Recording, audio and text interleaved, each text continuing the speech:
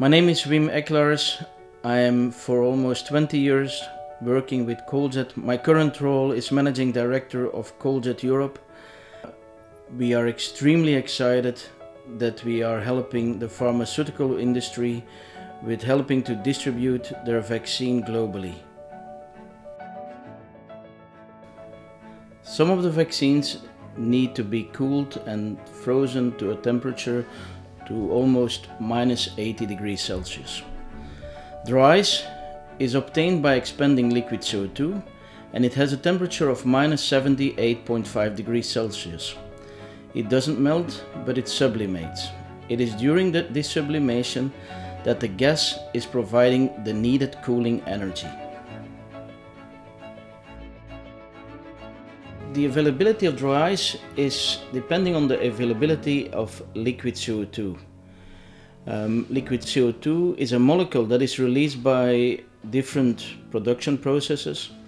Can be ammonia plants, for instance the production of fertilizers, bioethanol, where CO2 is released during fermentation, underground CO2, although it's only representing a small part of the global CO2 stock, and then more recently and more environmentally friendly biomethane plants that generate CO2 in addition to methane. My name is Dennis Hjort and I'm the Vice President for Global Dry Ice Manufacturing Systems Division and the Integrated Blasting Systems Division. The challenges when you're talking about distributing the vaccine most of the time is the unknown, right?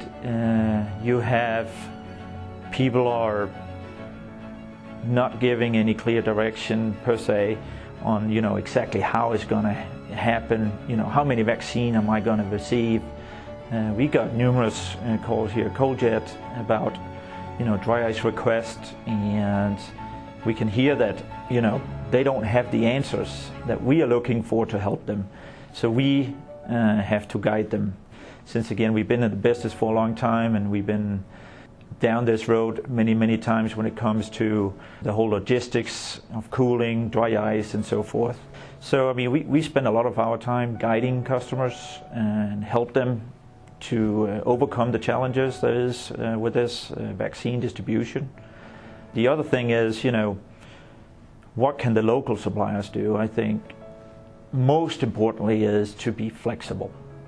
This is not really your typical dry ice customer where you're shipping out a trailer load full of dry ice. A lot of these customers are requiring small quantities of dry ice. It can be 100 pounds per week, it can be 200 pounds a week or something like that. That is probably one of those challenges that is out there, because dry ice today is typically always distributed in a minimum of 500-pound totes. So the industry is not used to handle the smaller requests and all that, and that can cause some headaches down the road. And that's where I think the local dry ice suppliers or the industrial gas companies that are producing dry ice probably have to be a little bit more flexible with this and more accommodating to those smaller amounts that is being requested. The doctor's office that are receiving 100 vaccines or 500 vaccines don't need 500 pounds of dry ice. So he will ask for 50-pound dry ice or 20 pounds of dry ice, whatever it is. And again, that's where we are trying to talk through it with all our dry ice, with the dry ice network we have out there today, not only in the US but globally, on how we can together try and get this out as smoothly as possible.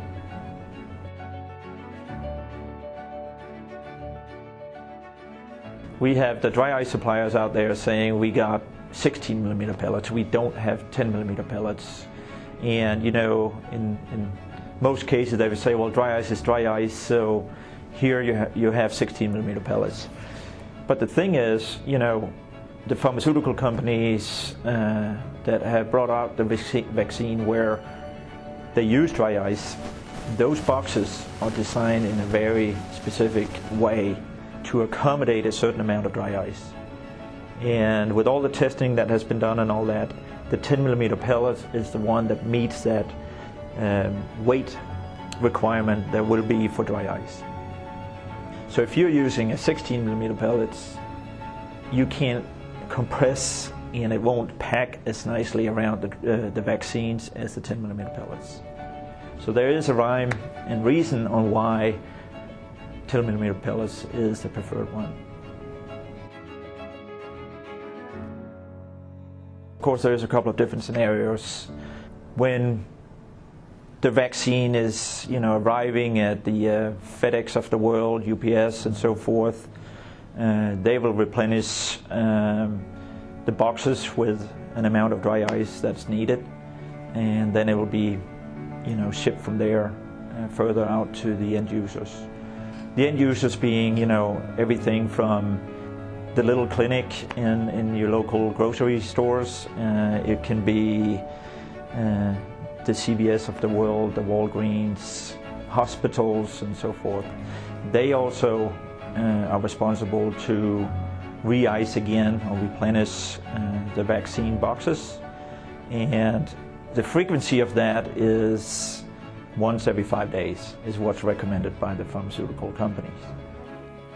As we all know, the impact of COVID-19 to the global economy and also to the health of the global population, Coljet is extremely proud to help distributing the vaccine.